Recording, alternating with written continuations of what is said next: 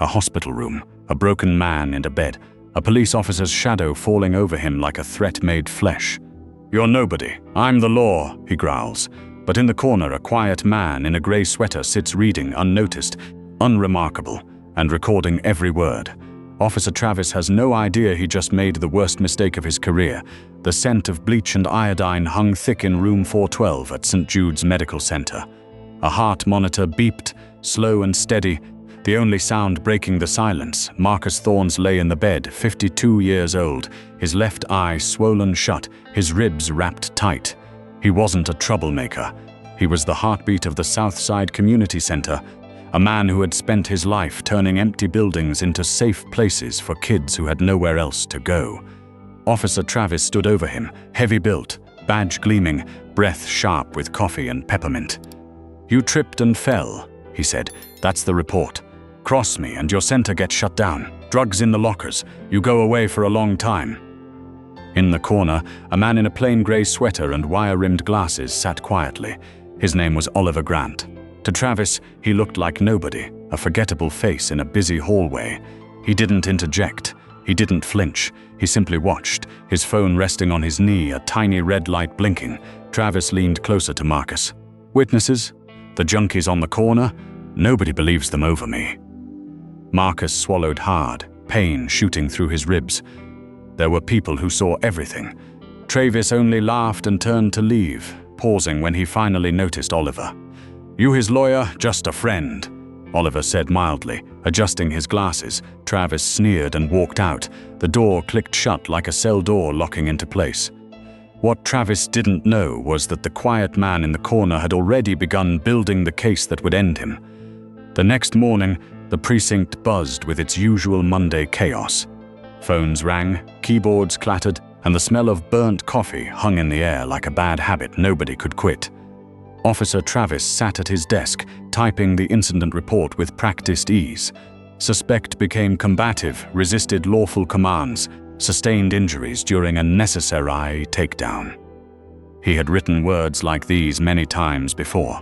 They were his shield. Captain Reynolds, a weathered veteran who looked like he'd survived 30 years on bad coffee and worse decisions, stopped by his desk. "Report on the Thorn incident done? Standard resisting cap."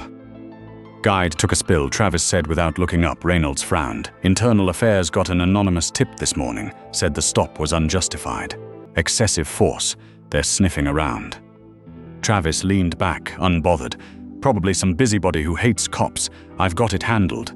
Thorn's reconsidering his version of events. "Just make sure your paperwork is airtight," Reynolds warned.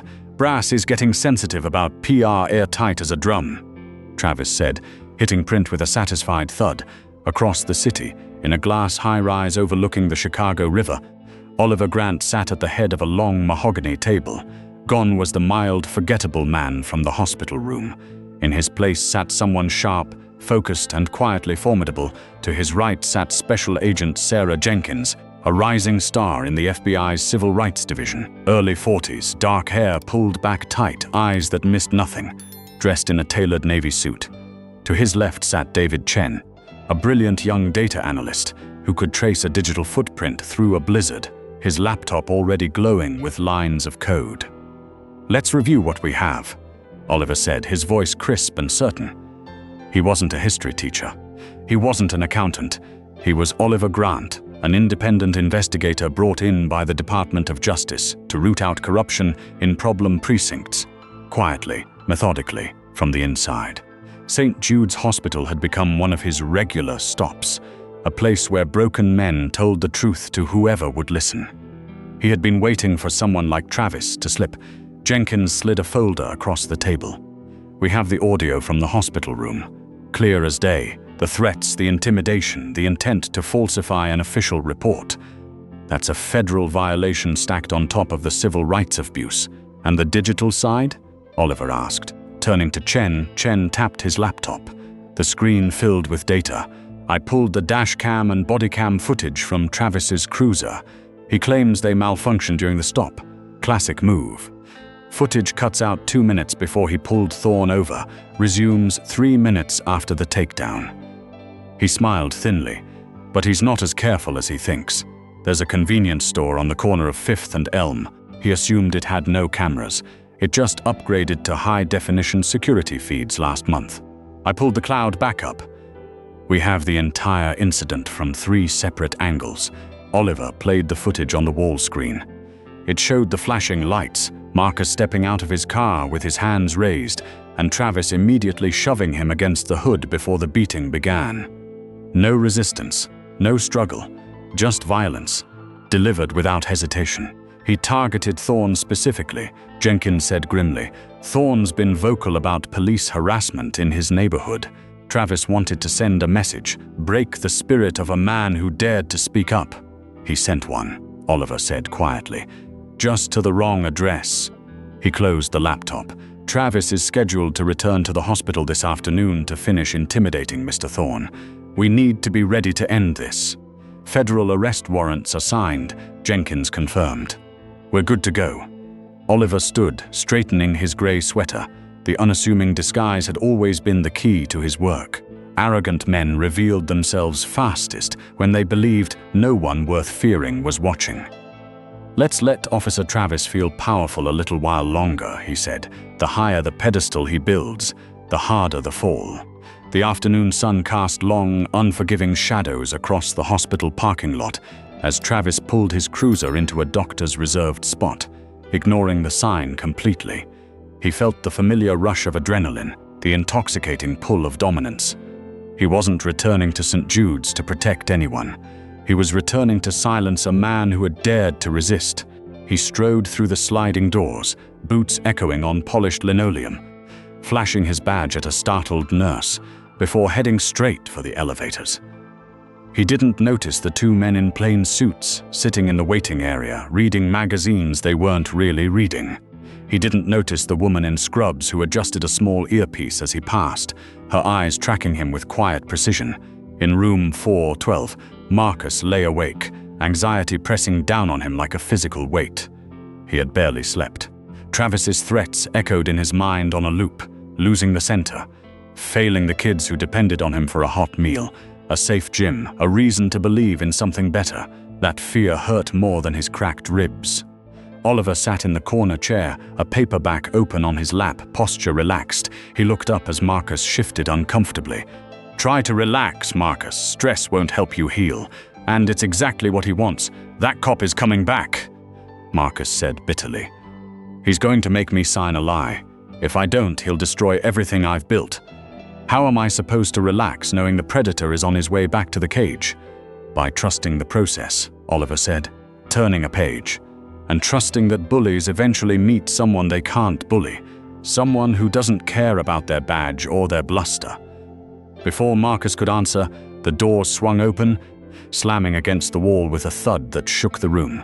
Travis filled the doorway, smug, confident, blissfully unaware of the net closing around him.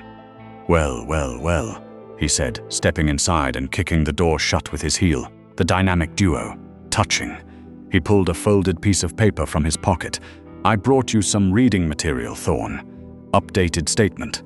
Details how you resisted arrest, caused my injuries, then fell and hurt yourself. A masterpiece of fiction, really.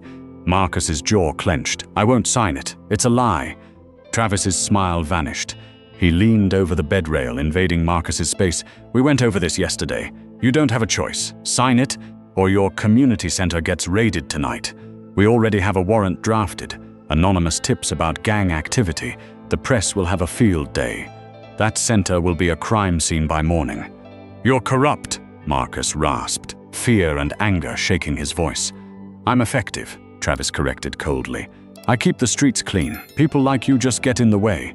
He thrust a pen toward Marcus. Sign it now. From his chair, Oliver slowly closed his book. The sharp snap of the pages seemed unnaturally loud in the tense room. Officer Travis, Oliver said, his voice polite but cutting. I believe you are coercing, Mr. Thorne. That is a federal offense. Travis spun around, his hand dropping instinctively to his belt. You again? I thought I told you to get lost. You want obstruction charges? You want to see what happens to civilians who get in my way? I am merely pointing out the legal consequences of your current actions, Oliver replied, still seated, his tone cool as ice water. Extortion. witness tampering, falsifying official documents. The list is growing quite long, officer. You should be worried about your own future, not mine." Travis barked out a laugh, harsh and ugly. "Legal consequences? Do you know who I am? I am the police department in this city. You're some nobody with a paperback. You think you can touch me?" Oliver set the book down on the small table beside him. He rose slowly, and something shifted in the room. The mild, forgettable man was gone, replaced by a quiet, immovable presence.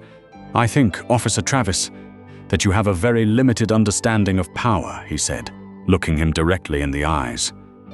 "You mistake brutality for authority, and you are about to find out exactly how powerless you truly are." Travis stepped forward aggressively, chest heaving. "Is that a threat? 4 eyes? I can lock you up right now for threatening an officer." "It's not a threat," Oliver said calmly. "It's a fact." He reached slowly into his pocket. Travis tensed, hand hovering over his weapon.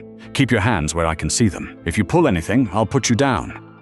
Oliver pulled out his phone, screen dark. "I am simply checking the time, officer." He tapped it once. A pale glow lit his face. "It appears time is up." Travis scoffed, though his eyes stayed wary. "Time is up? What is this? A bad movie? I'm giving you 3 seconds to walk out that door before I arrest you for interference." "1," Oliver said, his voice perfectly level. "Don't test me," Travis warned, his face reddening. 2. Travis reached for his handcuffs, metal clinking. "That's it. Turn around, hands behind your back." Before he could unclip them, a sharp, commanding knock struck the door. Not the tentative tap of a nurse, but a strike like a hammer against iron. The door swung open, pushed by the force of absolute authority. A woman stepped in, filling the room instantly with her presence. She wore a sharp, tailored navy suit, her FBI badge gleaming at her belt. It was Special Agent Sarah Jenkins. Behind her stood 2 large men in tactical gear, the bold letters FBI stark white against their dark vests. Travis froze, hand still hovering over his cuffs, his mind struggling to process the sudden shift. The smug arrogance that had defined him seconds earlier evaporated, replaced by confusion. "What is this?" he demanded, his voice cracking as he tried to project confidence he no longer felt. "This is local PD jurisdiction. We have an ongoing investigation here. You're overstepping." Jenkins ignored him completely, her focus razor-sharp. She glanced past him toward Oliver, who gave a slight nod. Then she turned back to Travis, her eyes cold and professional. "Officer Thomas Travis. Yeah, that's me. Who's asking?" Travis tried to puff out his chest, but his movements were jerky, uncertain. "Special Agent Jenkins, FBI Civil Rights Division." The name hit him like a physical blow. "Step away from Mr. Thorne. Immediately. Look, Agent." Travis forced a chuckle, sweat gathering on his palms. "There's a misunderstanding here. I'm just conducting a follow-up interview with a suspect. He was resisting arrest yesterday. And save it, Travis." A new voice cut in, booming with the weight of a courtroom. A man stepped into the room, older, in a tailored suit that spoke of high-stakes litigation. It was Assistant United States Attorney Vance, a man known for dismantling corrupt officials in front of juries. "We are well aware of your interview techniques, and we have the digital proof to back it up." Travis's confusion deepened into cold alarm. A federal prosecutor standing in a hospital room wasn't a misunderstanding. It was a surgical strike. "What are you talking about?" "I have a signed incident report," he stammered, hearing how thin his own defense sounded. "Your incident report is a work of fiction," Oliver said quietly from where he stood, "and it's one that ends today." Travis whirled on him, anger flaring in a desperate, cornered reaction. You called the feds. You think a few suits are going to scare me? I have the union. I have the captain. I'm protected." "Your captain," Vance interjected smoothly, "is currently answering questions at the federal building regarding his oversight of your unit. And the union cannot protect you from a federal indictment for the crimes you've committed." A cold sweat broke across Travis's forehead. The walls seemed to close in. He looked frantically at the tactical agents, standing perfectly still, hands resting near their sidearms. He looked at Marcus, whose expression had shifted from terror to stunned disbelief. And finally, he looked at Oliver, the mild-mannered man he had dismissed as a total nobody. "Who are you?" Travis demanded, his voice cracking. the realization of the trap finally sinking in. Oliver adjusted his glasses and stepped forward until he stood face to face with Travis. The size difference between them was obvious, yet Oliver commanded the space completely. "My name is Oliver Grant," he said, his voice ringing with quiet authority. "I am a special consultant for the Department of Justice Task Force on Police Accountability. My job is to find officers who believe a badge is a license for brutality and corruption. I spent the last 2 days sitting in that chair, Officer Travis, watching you threaten a man you brutally assaulted. I recorded every threat, every attempt at extortion, every arrogant assumption you made." Travis paled, blood draining from his face until he looked ghostly. You recorded me?" "Yes," Oliver confirmed. "And we also acquired the security footage from the convenience store you assumed had no cameras. We have you on video, pulling Mr. Thorne from his car without cause and assaulting him. We have the audio of you here threatening to destroy a community center if he didn't lie for you. There is nowhere left to hide." Travis stepped back, hitting the edge of the bed, his legs turning to lead. The narrative he had built over years, the armor he had worn like invincibility, was shattering into pieces. "Thomas Travis," Agent Jenkins said, her voice cutting through the silence like a blade. "You are under arrest for deprivation of rights, under color of law, witness tampering and extortion." The words struck him like a physical blow. Under arrest. The phrase he had used as a weapon against countless others was now turned against him. "This is a setup," Travis yelled, desperate. "He resisted. He reached for my weapon. You can't do this. I'm one of you." "The video says otherwise," Vance replied calmly. "You initiated the violence. There was no resistance. It was an unprovoked, brutal attack. Your own arrogance created this evidence." Jenkins gestured to the tactical agents. "Cuff him." Travis lunged backward instinctively, grabbing the metal railing of Marcus's bed, rattling it violently. "Don't touch me. I'm a decorated officer. I demand to speak to my union rep." One agent, built like a linebacker, moved with terrifying precision. He grabbed Travis's arm, twisting it sharply behind his back. Travis cried out in pain and shock as cold steel cuffs snapped around his wrists. "You have the right to remain silent," Jenkins began, reciting his rights with the clarity of a tolling bell. "Anything you say can and will be used against you in a court of law." Travis stood there, arms pinned behind him, chest heaving, his face a mask of shame and fury. The swaggering officer who had entered 10 minutes earlier was gone, replaced by a terrified, diminished man. Marcus watched from his bed, tears welling in his good eye, shock mixed with overwhelming relief. He had spent 2 days believing his life was ruined, that justice was a mirage he'd never reach. Watching the man who had tormented him reduced to a whimpering suspect was a release of tension that left him shaking. Oliver walked over to Travis. He didn't gloat, he didn't sneer. He simply looked at him with a mix of pity and unwavering resolve. "You thought power came from fear, Travis," he said quietly, so only Travis could hear. "You thought wearing a uniform meant you didn't have to follow the rules. But true power isn't about intimidating those weaker than you. True power is accountability. And today, you are being held accountable by the very system you betrayed." Travis glared at him, hatred and despair mixing in his eyes. He had nothing left to say. "Get him out of here," Jenkins ordered. The agents turned Travis around and marched him out the door. The hallway, usually quiet, was now lined with nurses, doctors, and patients who had stopped to watch. Travis, head bowed, was paraded past all of them. Public humiliation, the stark opposite of the secret intimidation he had always favored. Vance turned to Marcus, his expression softening. "Mr. Thorne, I apologize for what you've endured. We'll need your formal statement, but I assure you, Officer Travis will not be bothering you or anyone else again. Justice is coming." "Thank you," Marcus whispered, his voice thick with emotion. "I thought I was alone in this. I thought I was forgotten." "You are never alone, Marcus," Oliver said, standing by the bed. "There are always people watching. Always people willing to stand up for what's right. Sometimes they just look like a guy reading a paperback." Marcus managed a weak, genuine smile. "I owe you my life, Oliver. I really do." "You owe me nothing," Oliver said gently. "Just keep the community center running. Keep fighting for those kids. That's all the payment I need." He watched Jenkins and Vance begin coordinating next steps with Marcus, the machinery of justice turning steadily. His job here was done. He picked up his book, adjusted his glasses, and slipped quietly out of the room. Just another unremarkable man in a busy hospital. The news of Officer Thomas Travis's arrest broke that evening, sending a shockwave through the city. It wasn't a minor mention. It was the lead story on every local network. The name Travis became synonymous with betrayal.